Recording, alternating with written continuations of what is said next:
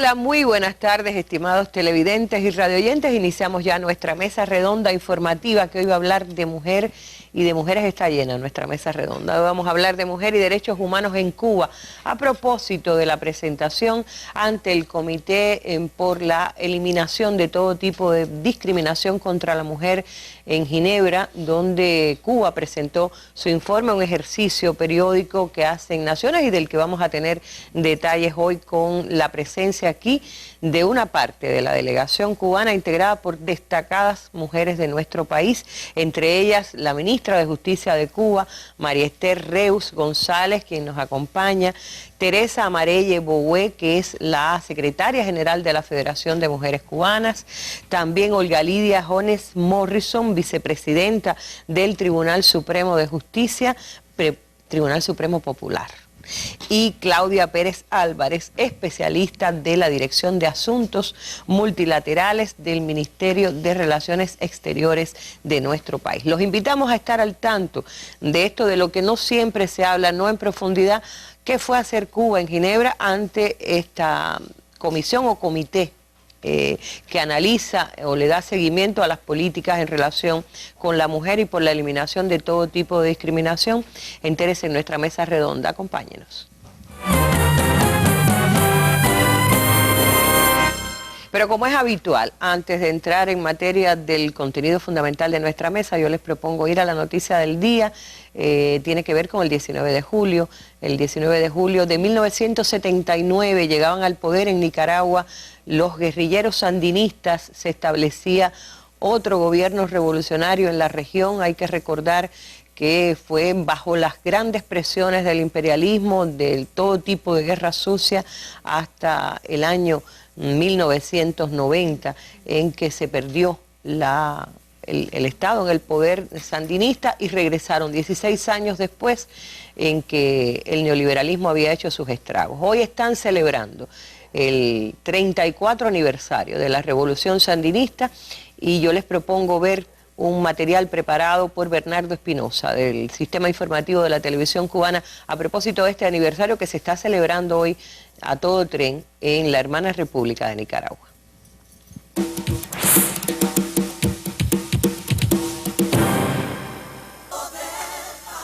Julio una vez más convoca. Nicaragua Libre celebra un aniversario más del Día de la Victoria. El triunfo de la Revolución Popular Sandinista también es conmemorado en Cuba, justo en la fecha en que huyó el tirano Somoza. Junto a la imagen del héroe nacional José Martí, la ceremonia confirma la histórica hermandad que une a cubanos y a nicaragüenses. Cuba, desde siempre el agradecimiento eterno y la solidaridad incondicional del pueblo nicaragüense, del Frente Sandinista, del comandante Daniel Ortega, de Rosario, junto al recuerdo de nuestros héroes y nuestros mártires que también estuvieron en Cuba. Al comandante en jefe Fidel Castro, al general Raúl, presidente de Cuba, y a los maestros, a las maestras, a los asesores. A 34 años de aquel 19 de julio de 1979, las nuevas generaciones nicaragüenses hacen suyo el legado de Sandino, de Carlos Fonseca, Tomás Borges y de los héroes y mártires de la patria, para construir un país libre, soberano y con bienestar para todos. Bernardo Espinosa, Sistema Informativo de la Televisión Cubana. Y estamos entrando ya en materia. Yo quiero que entremos de una manera, digamos que con un recordatorio y un homenaje a una persona que está en la vanguardia de todo lo que hizo la revolución a lo largo de 54 años por eliminar todo tipo de discriminación contra la mujer. Hablo, por supuesto, de Vilma Espín y les pido que recordemos un fragmento de unas palabras suyas en una intervención precisamente en nuestra mesa redonda hace algunos años.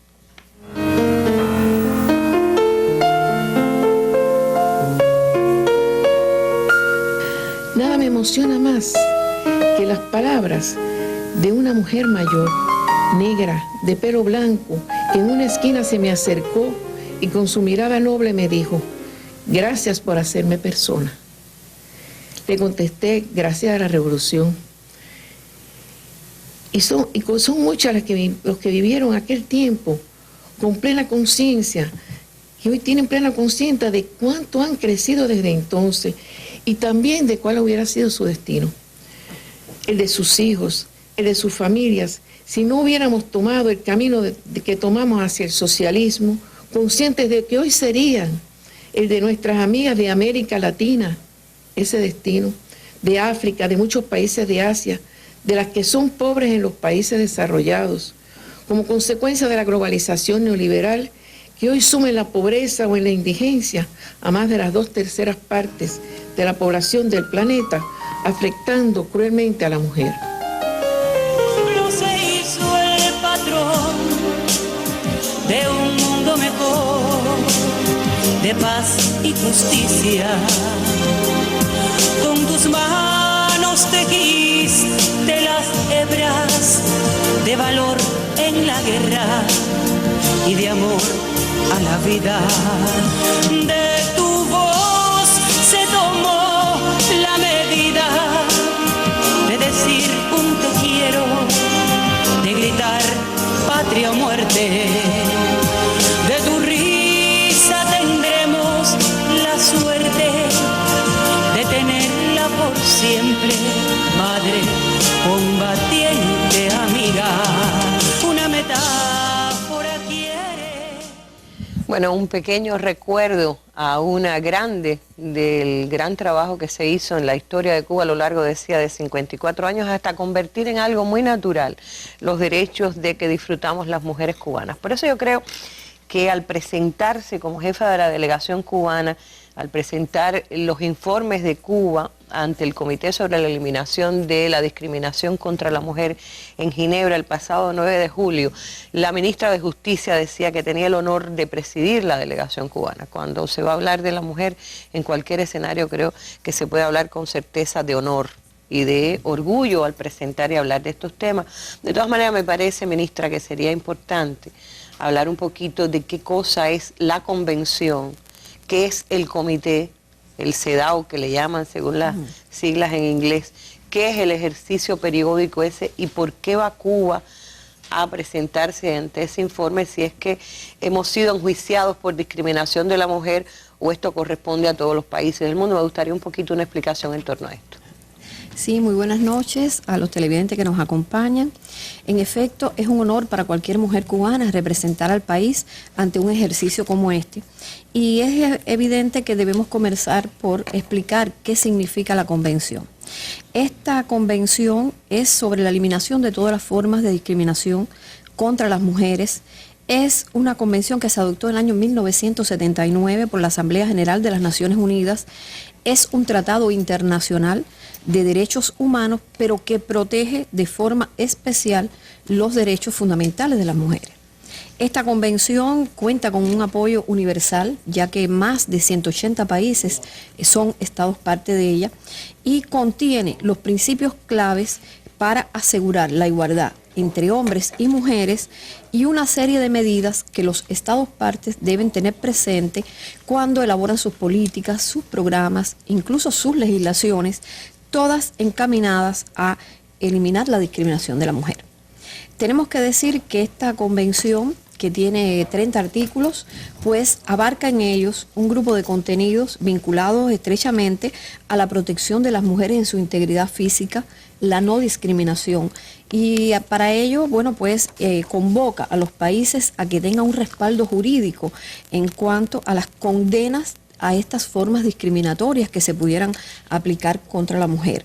También exhorta a la participación activa de la mujer en la vida política, social, cultural, económica, y entre ellas, bueno, por derechos que nosotros tenemos ya que forman parte de nuestra vida, que es el derecho a votar, a ser electas, también a formular políticas y a participar en el gobierno de nuestro país. Igualmente, bueno, el derecho a la educación, la salud, que para nosotros es algo cotidiano, y fundamentalmente también se exhorta a los países a lograr que la mujer tenga una igualdad en cuanto al empleo, a recibir igual remuneración por trabajo de igual valor. Hay países en que los hombres tienen derecho a ganar más por ser hombres y asimismo, bueno, pues esta convención ampara a la mujer para que tenga una participación activa tanto en la vida social así como su capacidad jurídica, a participar en las cortes, a disponer de bienes, a administrar bienes, a tener derecho a firmar contratos. Sí, porque hay países donde la mujer no puede firmar contratos, por ejemplo. Debe tener Eso el elemental. consentimiento de su esposo. Entonces en Cuba, bueno, pues nosotros tenemos la posibilidad real de que la mujer es igual al hombre en cuanto a todos estos aspectos en la vida social, cultural, política y económica.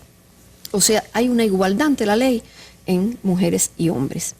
También tenemos que decir que esta convención propicia y indudablemente prevé también medidas de carácter educativo, de asesoramiento, de formación, sobre todo para tratar de eliminar aquellos patrones socioculturales que hoy tenemos. Es la actitud del hombre y la mujer para enfrentar esta posición de la mujer. Propugna una mayor comprensión para la mujer en su maternidad, en compartir aquellos deberes en el hogar que todavía aún tenemos que avanzar algo más, en participar activamente ambos en la educación de los hijos, en la formación de la familia. Cuba fue el primer país en firmar esta convención y el segundo en ratificarla. Y es por ello que acudimos a este ejercicio, bueno, con ese orgullo también de haber logrado en gran medida, como se expondrá más adelante, la aplicación real y efectiva en Cuba de esos derechos. Pero no vamos allí porque alguien diga Cuba está juzgada por la discriminación de la mujer, hay problemas con la discriminación de la mujer en Cuba. No se va a responder. El caso es que derechos humanos siempre se ha manipulado, sobre todo en la época de la llamada comisión de la CDH, etcétera. Se hicieron, es decir, el imperialismo siempre ha tratado de trabajar en ese campo. No se trata de Cuba va a responder acusaciones. Cuba va a un ejercicio periódico como van otros países. Les toca por haber firmado nada más la convención. Así mismo es. Cuba, como Estado parte, tiene que participar en este tipo de ejercicio, al igual que cualquier otro país que es miembro de esta convención y que es Estado parte de ella. En ese caso, bueno, este comité, que es el que se crea por las Naciones Unidas para evaluar cómo los países aplican los postulados de la convención en sus territorios, pues hacen una evaluación periódica, sistemática, en la aplicación de estos postulados. Y es por ello que correspondió, en este caso, a Cuba, participar en la presentación del informe a este comité. Tenemos que decir que este comité está integrado por 23 expertos, 22 ¿Expertos y expertas sí, o expertas nada más? 22 mujeres y un hombre. Oh. Sí, está en desventaja allí. Entonces, indudablemente, estas personas son especialistas en determinadas materias, fundamentalmente relacionadas con la familia, con trabajo, seguridad social y otras especialidades, y actúan allí en carácter personal, aunque son elegidos de los estados parte que integran esta convención. Para ello... Es decir, Cuba podría tener un representante. Cuba ha tenido representantes allí. Ha tenido mujeres que han formado parte de este comité. En este momento, no, pero hasta este periodo que comenzó ahora, en el 2010, pues sí, Cuba tuvo una representante. En este sentido, bueno, yo creo que la tarea principal de este comité, y así lo pudimos palpar en el ejercicio, es evaluar en cada uno de los países la aplicación de la convención. Y para ello, los gobiernos, pues, envían informes periódicos, como habíamos comentado, detallando todas aquellas medidas legislativas, administrativas, judiciales y de cualquier otra índole que son aplicadas para el cumplimiento de esta convención, y también muestran los progresos alcanzados en el periodo que se evalúa. Como resultado de esta presentación al comité, bueno, pues este elabora un informe final con observaciones o recomendaciones al país evaluado, que se remite posteriormente. O sea, en este momento aún no tenemos ese informe. No se tiene. De todas maneras, entiendo que fue en el 2009 el anterior. El 2006. 2006. Sí. Y ahora se vuelve sobre la base de este... Aproximadamente dentro de 4 años. Dentro de 4 años se vuelve a evaluar.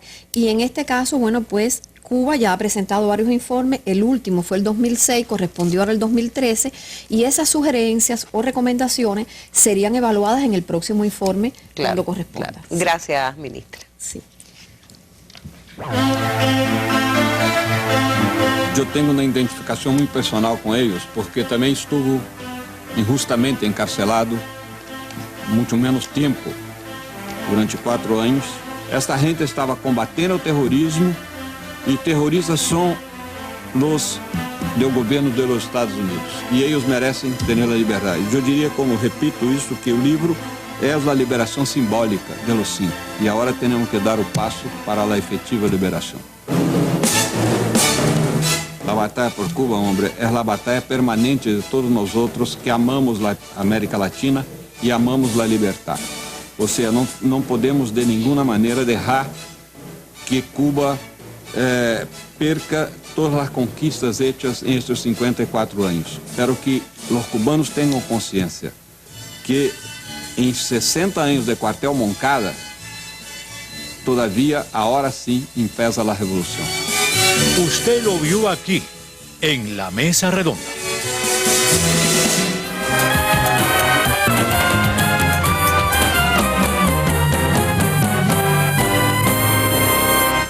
Y como decía, hoy estamos hablando en nuestra mesa redonda con la parte de la delegación cubana a la presentación de sus informes ante el Comité por la Eliminación de la Discriminación contra la Mujer. Esto es un comité de Naciones Unidas que sesiona en Ginebra y sus siglas en inglés son CEDAW.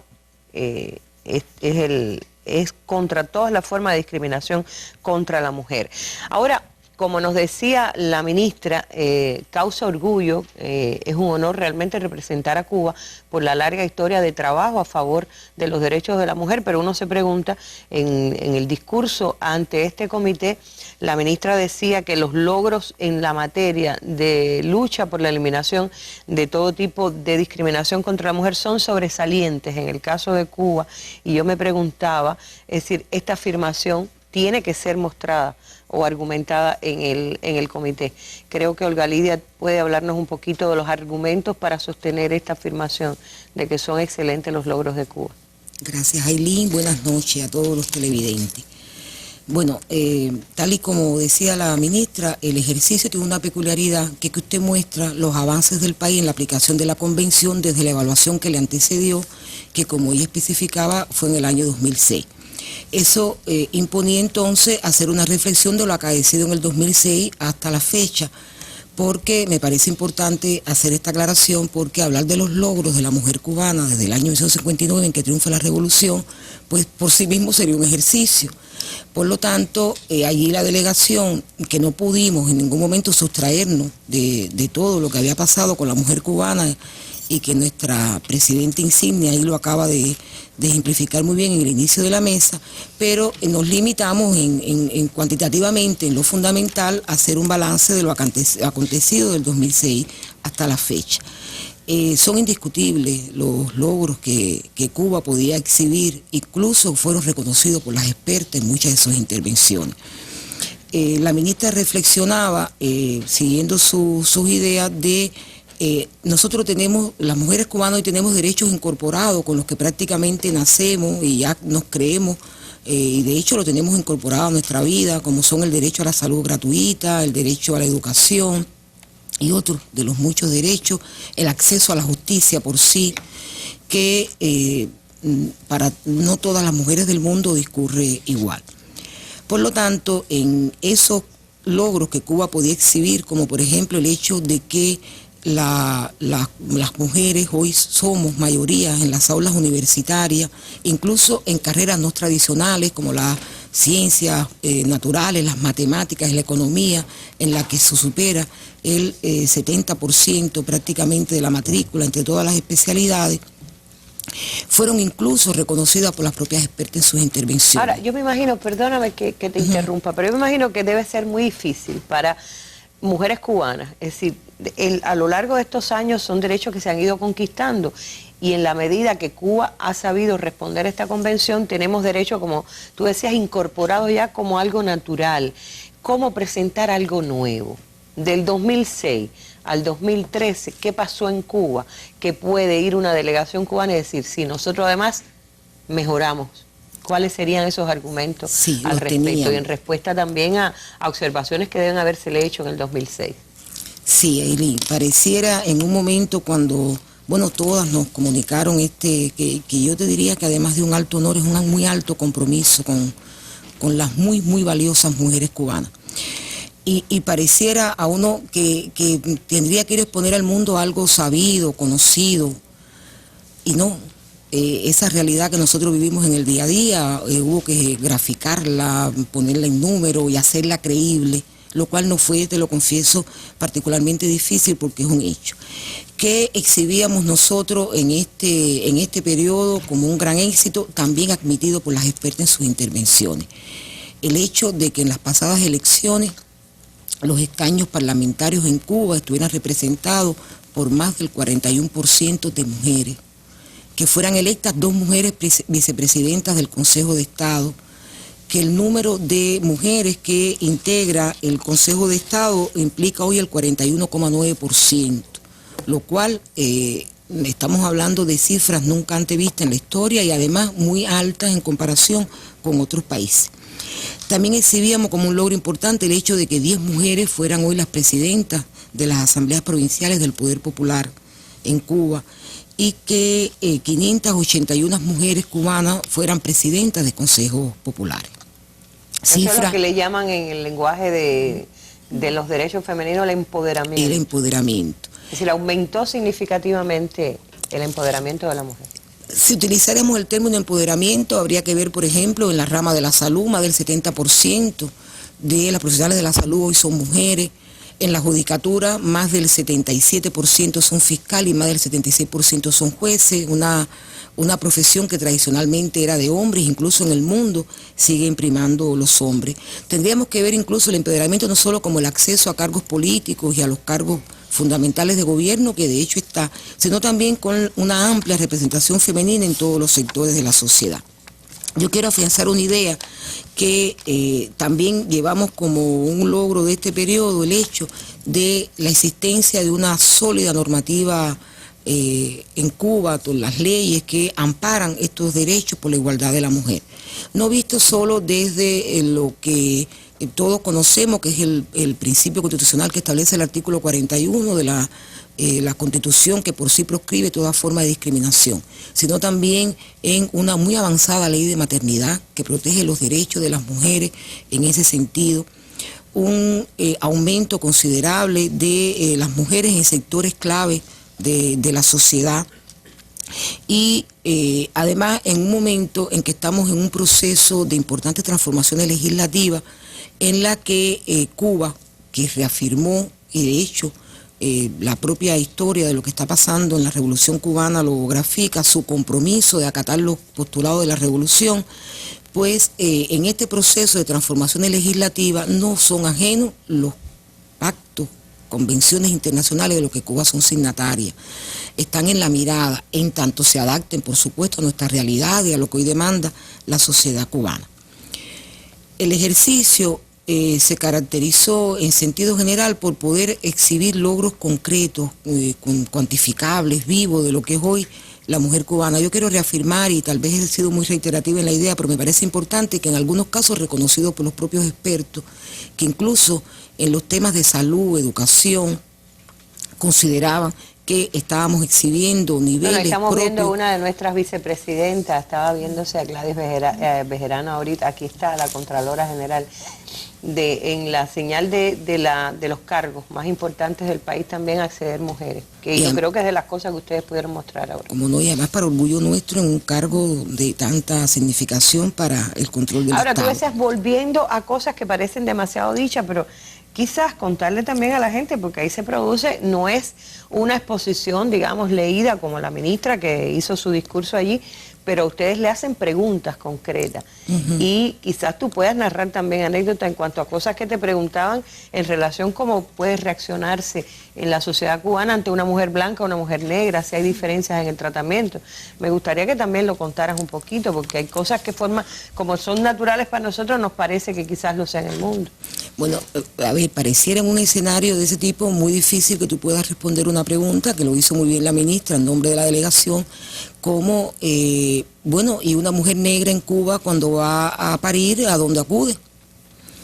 Y una mujer negra en Cuba cuando quiere licencia de maternidad se le concede. ¿O qué derecho tiene la mujer en Cuba cuando está de licencia de maternidad a que se le respeten sus garantías salariales?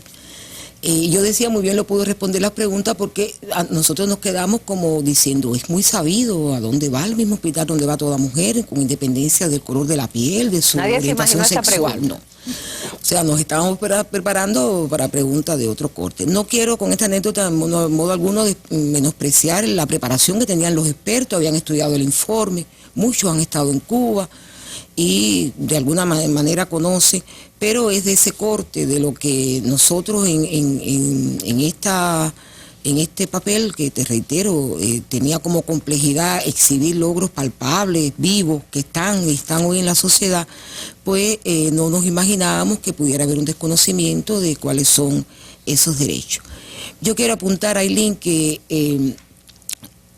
a la misma vez que pudimos mostrar los logros, también fuimos receptivas a lo que todavía nos falta y conocemos que nos falta.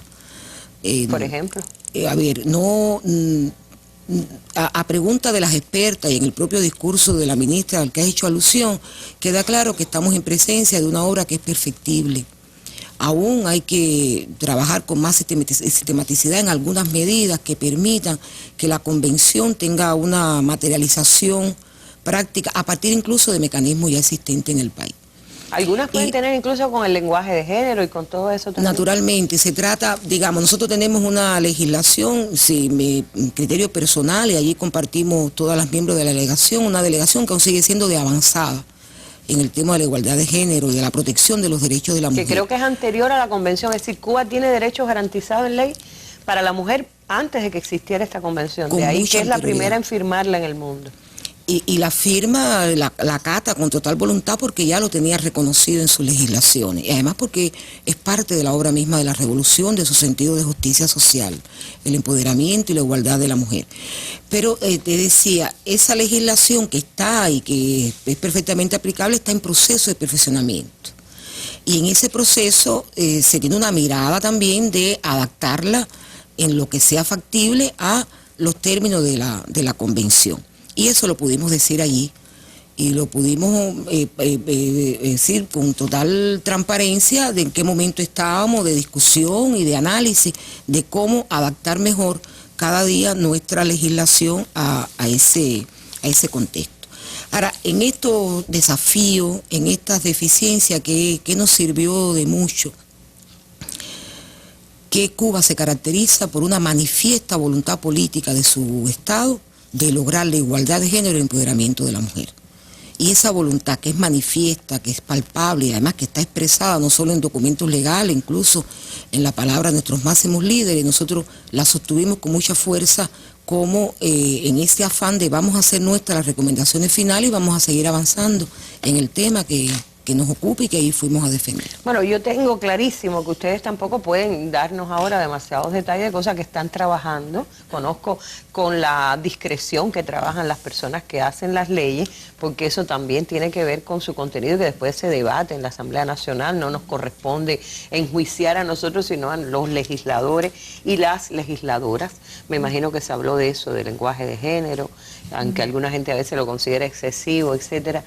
Y de otros detallitos, pero cualquiera sabe, coincide y sabe reconocer que Cuba tiene un avance extraordinario en este tema.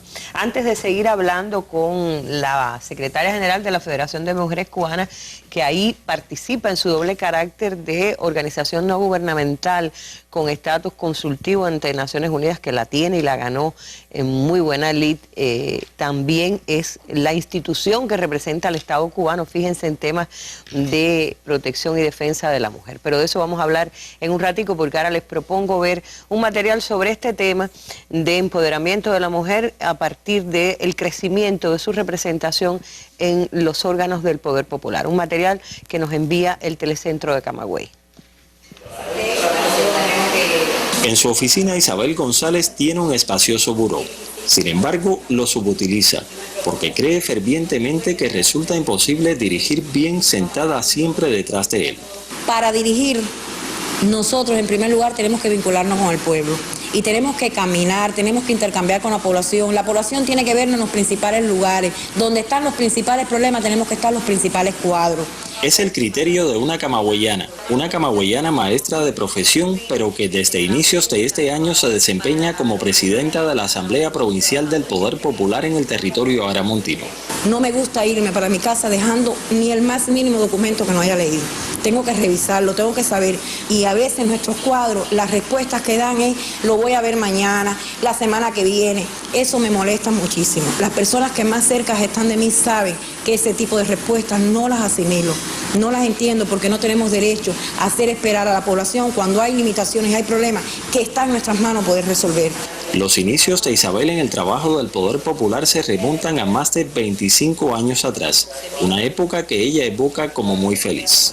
Me ubicaron a trabajar en una comunidad llamada La Majacera del municipio de Jimaguayú como maestra.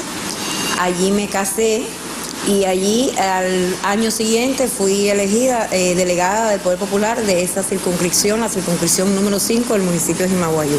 Por ese entonces, como es obvio, no alcanzaba a sospechar que un día del 2007 le asignarían la encomienda de estar al frente del Consejo de la Administración Provincial. Una muchacha que era maestra de profesión, pero una guajirita, venir a la gran ciudad a lidiar con todas las direcciones, con todas las empresas, relacionarme, a conocer. Realmente pasé unos días difíciles. Pero a la postre pudieron más el deber y la responsabilidad que el lógico temor inicial. No por azar fue promovida posteriormente a vicepresidenta de la Asamblea y por último a presidenta. Se resuelven 3 problemas hoy y mañana me surgen 5. Se resuelven esos 5 y me surgen 10. A veces la población tiene la apreciación de que trabajar aquí es fácil, pero no es así. Hay que saber de todo. Acerca de las ventajas y o desventajas de las mujeres para dirigir, Isabel piensa lo siguiente. Mira, las mujeres tenemos nuestras habilidades para la dirección. En algunos momentos, yo no puedo decirte que a lo mejor utilizamos vías que los hombres no pueden utilizar. Pero en mi caso personal, yo soy dura de carácter, aunque soy humana y soy muy sensible ante los problemas de los demás. Pero tampoco me tiembla la mano cuando tengo que tomar una decisión con el que sea hombre o mujer. Esa combinación de ternura y rigor constituye, a su juicio, una de las claves del éxito de las mujeres como dirigentes en Cuba. La revolución nos ha dado la posibilidad de estar en los más altos peldaños de dirección en una revolución como la nuestra, único en nuestro país. Yo creo que eso es una ventaja, es una posibilidad que nos permite como mujer demostrar que siendo mujer, siendo esposa, siendo madre, siendo abuela, siendo hija, también se puede dirigir. Para ello, al decir de Isabel, se necesita una retaguardia segura. Para serte sincera, yo no me quejo. He podido llegar hasta donde estoy también por el respaldo y el apoyo familiar que tengo.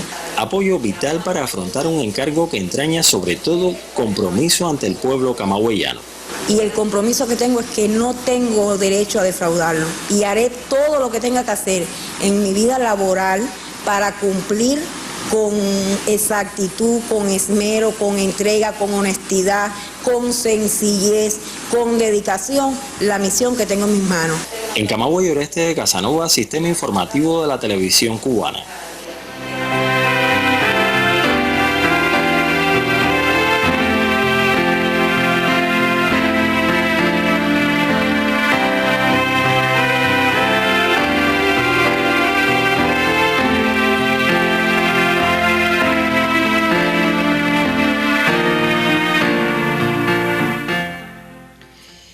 Y como decíamos al principio de nuestra mesa redonda, cuando presentábamos a la secretaria general de la Federación de Mujeres Cubanas, la organización de nosotras las mujeres en Cuba tiene esta dualidad, al no existir en Cuba un instituto de la mujer o un ministerio de la mujer como existe en otros países.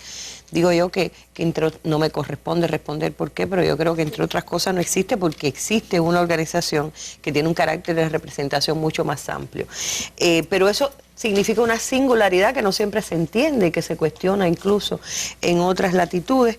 Me gustaría escuchar a Teresa precisamente hablándonos un poquito de el papel de la Federación de Mujeres Cubanas representando como institución y como organización no gubernamental a la mujer cubana y al Estado cubano que aplica una política en defensa de la mujer o contra la discriminación. Y lo puedes responder porque precisamente usted es una de esas mujeres que están empoderadas en la sociedad cubana y como bien decía la compañera Olguita. Cuando Randy no está. Decía la compañera Olguita cuáles eran los logros que tenía la mujer cubana y que habíamos hecho comparaciones entre el análisis anterior que se había hecho en la convención y lo que habíamos logrado ahora. Precisamente esos logros un poco que validan la efectividad de nuestro sistema político y esa dualidad de responsabilidad que tiene la Federación de Mujeres Cubanas como organización no gubernamental y a su vez como mecanismo nacional no tiene ningún problema en su funcionamiento porque precisamente no hay contradicciones entre la voluntad política del Estado y los propósitos de la Federación para impulsar el adelanto de la mujer en Cuba. Habría que decir que eso tiene sus antecedentes también en la manera en que se interpretó el pensamiento humanista de nuestro querido comandante en jefe, de nuestro general de ejército que siempre lo ha impulsado y por supuesto también ese espíritu creativo, constante, perseverante de lucha por la igualdad de nuestra querida y única presidenta, la compañera Vilma Espín. En esencia, ese mecanismo nacional, que además es un término que se utiliza internacionalmente y que data desde el año 1988, cuando la recomendación número 6 de la CEDAW convocó también a que se hicieran que los organismos adoptaran esa condición de mecanismo, de ministerio, de institución para lograr el avance de las mujeres en Cuba, en el mundo. En Cuba, ¿cómo se logró este mecanismo nacional? En el año 97 con la aprobación del Plan de Acción Nacional de Seguimiento a Beijing. Ahora bien, Beijing, que fue la conferencia por los derechos de la mujer Beijing, celebrada en el 95. Te lo puedo explicar, pero quisiera primero concentrarme en qué es el mecanismo nacional. ¿Por qué somos el mecanismo nacional? Somos el mecanismo nacional porque precisamente la historia y las tareas que ha desempeñado la Federación de Mujeres Cubanas han propiciado, han acompañado y han impulsado también las políticas públicas que adopta el Estado en función de la mujer. Nosotras somos un organismo que somos consultados por el Estado cubano y por los distintos ministerios para incorporar el enfoque de género. Por eso decimos que somos el organismo teórico metodológico para el enfoque de género en la aplicación de las políticas públicas en el país. Y eso también lo podemos hacer por la propia estructura de nuestra organización, que además de ser también una organización de masa incorporada por más de 4 millones de mujeres que están organizadas en más de 81.000 delegaciones, estamos en todos los lugares del país.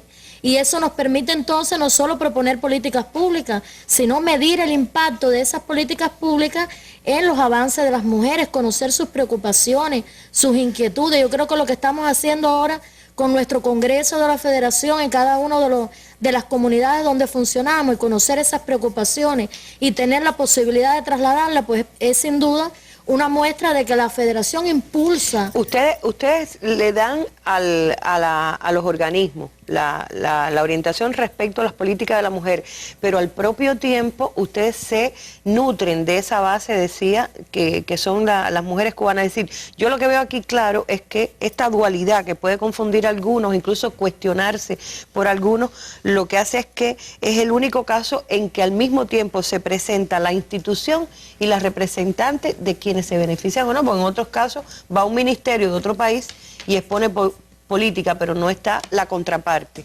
Ustedes están siendo la contraparte y la representación del Estado a un mismo tiempo. Así mismo. Bueno, la representación del Estado estuvo en la compañera ministra. También. Pero nosotras tenemos esa dualidad, como bien usted dice. Nosotras no solo proponemos política, modificamos, hacemos las propuestas de modificaciones de política, tenemos iniciativa legislativa también, sino que también retroalimentamos a estos organismos sectoriales de cuáles son las preocupaciones o qué medidas que se han adoptado no están siendo efectivas y esa posibilidad nos las da el vínculo que tenemos con nuestras organizaciones. Y estos mismos informes que se llevan no son una elaboración de la delegación que se sienta a elaborar ideas, es decir, también se nutre de otro...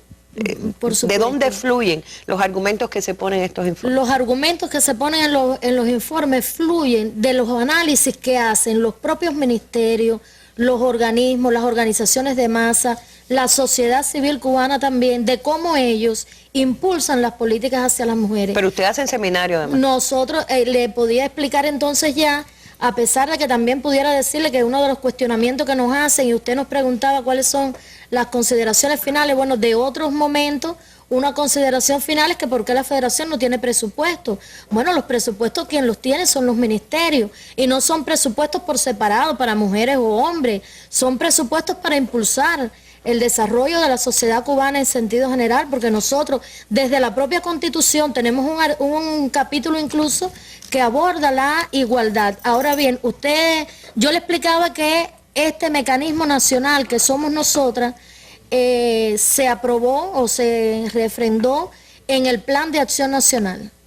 Y eso es lo que tiene que ver también con esta información que hicimos ahora, que fue muy actualizada, por supuesto, porque los análisis que hicimos sobre el Plan de Acción Nacional y en este tercer seminario salieron de las discusiones y de la evaluación que hizo cada organismo de la Administración Central del Estado, desde un consejo de dirección en un municipio, desde un consejo de la administración en un municipio, desde un consejo de administración provincial, hasta los ministerios, hasta los organismos de la administración. Ahí sale en qué medida, entre tres propuestas para poner en un cargo jefes, tiene obligatoriamente que estar una candidata mujer. Bueno, esa también es una medida temporal que se aplicó por el Estado cubano para dar respuesta también a la convención y para incorporar, para lograr promover más mujeres a cargo de dirección, porque si vivimos en una sociedad donde el 66% de la fuerza técnica del país es mujer, evidentemente tenemos mujeres con un nivel de preparación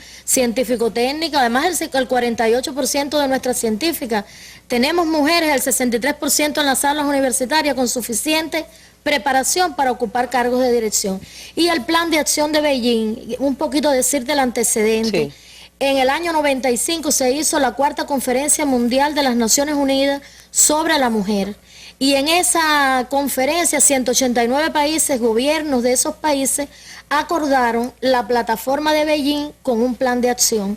Y un poco que también ahí se retomó lo del mecanismo nacional y convocó a los gobiernos a que elaboraran acciones que dieran respuesta a esa plataforma. Y así es como surge nuestro plan de acción. Claro. Y su fortaleza... Que relaciona Beijing con la convención. Relaciona Beijing con la convención. Y una de sus fortalezas es precisamente que fue un acuerdo del Consejo de Estado, y ahora es con el Consejo, el Comité Ejecutivo del Consejo Ministro de la Federación, convocamos este tercer seminario y evaluamos 6 áreas, de las 12 áreas críticas que en Beijing se vieron, evaluamos 6 relacionadas con los elementos que aquí se han abordado: el empleo, el empoderamiento, es decir, el acceso de la mujer a cargos de dirección, la salud, la educación, la planificación familiar, y este es otro elemento que nos une a la convención, es decir, a nuestro plan de acción con la convención, y es de lo que nos preguntaron también en Ginebra. Por ejemplo, la convención establece que, y es la única convención que lo hace y que habla de los derechos reproductivos, y es la única convención que habla de la planificación familiar, y en el plan de acción de Cuba eso está recogido, es decir, que eso nos relaciona. Ahora también nosotros tenemos desafíos. Claro. ¿Cuáles son los desafíos que nosotras, ese plan de acción, la evaluación, nos mostró que teníamos, además de todo lo que estamos haciendo en el proceso de balance? Nosotras consideramos, bueno, fue una evaluación general que hicimos, que por ejemplo tenemos que seguir trabajando en la educación jurídica de nuestra población para orientar, para que las mujeres y hombres, para que la población en general conozca cuáles son sus derechos en relación a la igualdad. Tenemos que eliminar estereotipos, tenemos que eliminar todavía conceptos sexistas que priman todavía en la sociedad cubana, y que tengo que decir que eso también nos vincula a nuestro plan de acción con la convención, porque la convención de Ginebra es también una de las convenciones que reconoce que la cultura y lo tradicional pueden limitar el ejercicio de la mujer. Nosotras consideramos que hay que perfeccionar todavía distintas políticas y establecer otras políticas que aceleren y que contribuyan a perfeccionar la igualdad, a eliminar la contradicción que tenemos, que si bien estamos empoderadas en la sociedad, a lo interno del hogar no están bien compartidas las responsabilidades, aun cuando tenemos un código de familia que establece lo que hay que hacer. Es decir, que por ahí está la lucha contra la violencia contra la mujer, la violencia doméstica, la subvaloración. Tenemos que trabajar todavía todos estos temas, de manera que hemos avanzado, pero que todavía nos queda muchísimo por hacer. Lo conocemos y estamos en condiciones de hacerlo. Bueno, vamos a hablar de esas cosas que nos quedan todavía. Yo le propongo en una mesa redonda que podemos hacer en la cercanía del 23 de agosto para hablar de todos los desafíos que tiene por delante la mujer. Se nos está yendo muy rápido el tiempo. Gracias, Teresa, por darnos esto también. Esta singularidad que tiene Cuba en cuanto a que la Federación es nuestra representante como organismo y también como organización no gubernamental.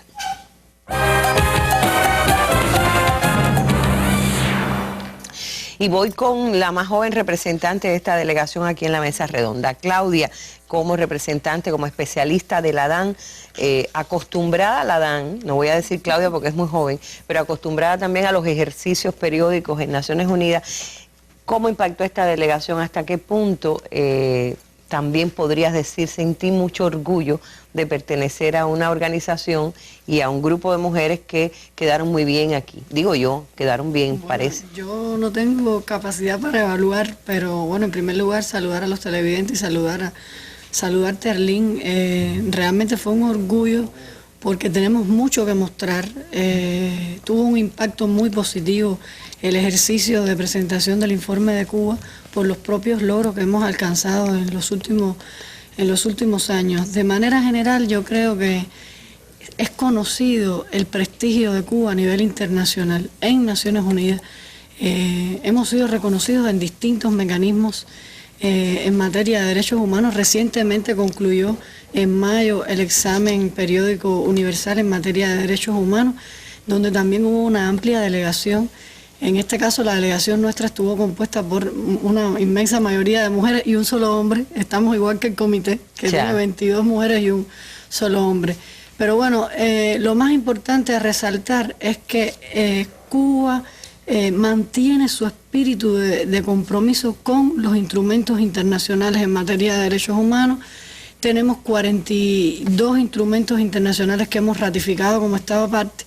Recientemente, el 20 de junio, ratificamos 2 protocolos, un protocolo que está relacionado con la lucha contra el tráfico ilícito de migrantes por tierra, mar y aire. También ratificamos el protocolo para prevenir, sancionar y reprimir la trata de personas, especialmente de mujeres y niñas.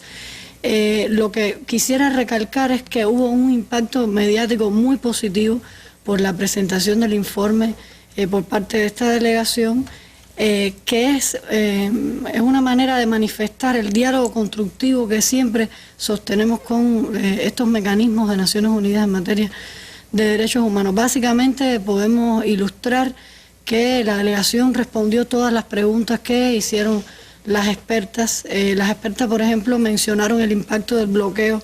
Ellas, 2 expertas se refirieron al impacto negativo que tiene el bloqueo, no solo para las mujeres, sino también para los hijos, para la familia cubana en general. También hubo referencias, por ejemplo, al tema de los derechos de la mujer rural. Se interesaron por el tema de la orientación sexual. Que ahí en el tema de la mujer rural debe haber aparecido bastante el tema de la entrega de tierras, que ha crecido numerosas mujeres dueñas de a las que se le ha entregado tierra para el trabajo. Yo te puedo decir que hay países en el mundo en que las mujeres, como se manifestó por la ministra y por la vicepresidenta del Tribunal Supremo, que las mujeres no pueden heredar la tierra, las mujeres no pueden firmar contratos. Y allí nosotros pudimos exponer la cantidad de mujeres que han accedido, por ejemplo, a créditos, a usufructo de la tierra. O sea, las expertas se interesaron por muchas novedades que están aconteciendo en la realidad cubana, y de manera general este ejercicio, al igual que, por ejemplo, el año pasado presentamos el informe del Comité contra la Tortura, el año antepasado presentamos el informe del Comité de los Derechos del Niño y otro informe del Comité sobre la Discriminación Racial. O sea que hay un sostenido diálogo constructivo de Cuba con estos mecanismos de Naciones Unidas. Bueno, pues ya estamos casi terminando. Yo le devuelvo la palabra a la ministra de Justicia. Gracias, Claudia, por favor. Pero en su discurso, María Esther, usted dice que desde el anterior ejercicio se han producido cambios en la economía y la sociedad cubana que han coadyuvado al progreso en materia de empoderamiento de la mujer e igualdad de género y que sientan las bases para mayores progresos. Alguna gente siente, sin embargo, que con los cambios podrían producirse retrocesos en las conquistas de la mujer, sobre todo en el tema de empleo, algunas cosas. Me gustaría también, ¿en qué medida ustedes abordaron el tema del contexto actual de Cuba? Sí, bueno, Arlene, es indudable que lo que está ocurriendo hoy en Cuba no está ajeno a la mujer y mucho menos a su participación activa en la sociedad. En este contexto, bueno, pues indudablemente con la actualización del modelo económico, el fortalecimiento de la institucionalidad en nuestro país, la adopción de normas y cambios legislativos que impactan en todo lo que tiene que ver con la vida social. Estamos hablando de cambios sustanciales en cuanto a la seguridad social, la vivienda, la entrega de usufructos para la producción de alimentos, el trabajo por cuenta propia o no estatal, donde también la mujer se ha incorporado, y últimamente, bueno, con la formación de las cooperativas no agropecuarias y otras que se seguirán adoptando, pues implican una actualización del sistema jurídico del país que tienen un impacto indudable en la mujer, porque como ente activo participa constantemente, no solo como beneficiaria de esas políticas, sino también en su elaboración y su propuesta. Como estamos hablando, las presidentas de los gobiernos, las juristas cubanas, y creo que estos son elementos que indudablemente van a un perfeccionamiento en la legislación y también en la forma de proyectarse relacionadas con las necesidades que la sociedad cubana va a seguir teniendo en su perfeccionamiento y también enfocándolo desde una perspectiva de género, eliminando cada vez más con estas modificaciones las brechas que pueden existir en cuanto a las diferencias entre los hombres y las mujeres, en cuanto a estos estereotipos de lo que hemos hablado, facilitar también la participación de la mujer en la corresponsabilidad en el hogar y sobre todo muestra la voluntad política que tiene el Estado y el gobierno de continuar fortaleciendo la plena igualdad de género, el empoderamiento de la mujer en todas las esferas de la sociedad. Es indudable que Cuba mantendrá y seguirá asumiendo con mucha seriedad, con mucha responsabilidad, las recomendaciones emanadas de estos ejercicios, pero también porque es nuestro principio el seguir manteniendo a la mujer en ese papel que hasta ahora hemos logrado y del cual nos sentimos orgullosas. Me parece importantísimo, fíjate, yo iba pensando, en la medida que la ministra hablaba, iba pensando, y qué bueno, cuando la ministra, que además es mujer, de Justicia de Cuba, cuando la vicepresidenta del Tribunal Supremo, cuando la propia secretaria de la Federación, es decir, o no solo ella, tienen responsabilidad en presentar un informe y saber el gran compromiso que el país adquiere hasta en los organismos internacionales, de manera que cuando se vaya a elaborar una ley, cuando se vayan a perfeccionar los mecanismos, ojo, la convención existe y hay que repasarla, hay que revisarla. Digo yo, pienso que eso influye, ¿no? Influye indudablemente porque a la luz de todas estas modificaciones y de las transformaciones que está teniendo hoy el país desde el punto de vista económico, pero también legislativo, pues se tienen en cuenta todos estos compromisos internacionales que Cuba ha asumido, como ha explicado Claudia, y sobre todo para lograr una actualización y una modernización de esa legislación a tono con los compromisos que ya tenemos creados en cuanto a estas convenciones, pactos internacionales. Creo entonces que el próximo ejercicio será en 4 años, ¿no? Sí, aproximadamente.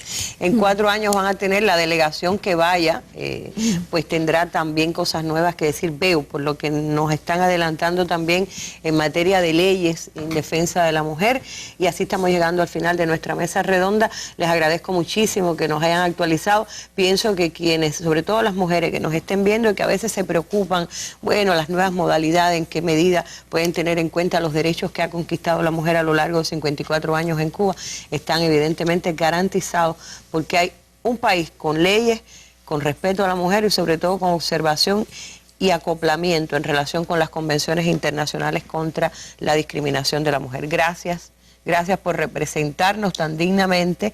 Y nos vamos con las imágenes del día.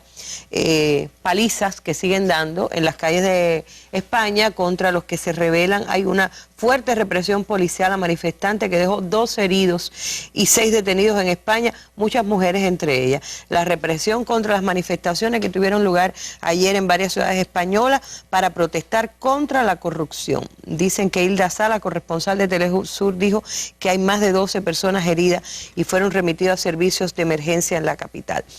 De todas maneras, hay una convocatoria que no solo abarca España, sino al menos otras 60 ciudades de Europa. Con estas imágenes nos estamos despidiendo. Feliz fin de semana, hasta un nuevo encuentro en la Mesa Redonda. Muy buenas noches.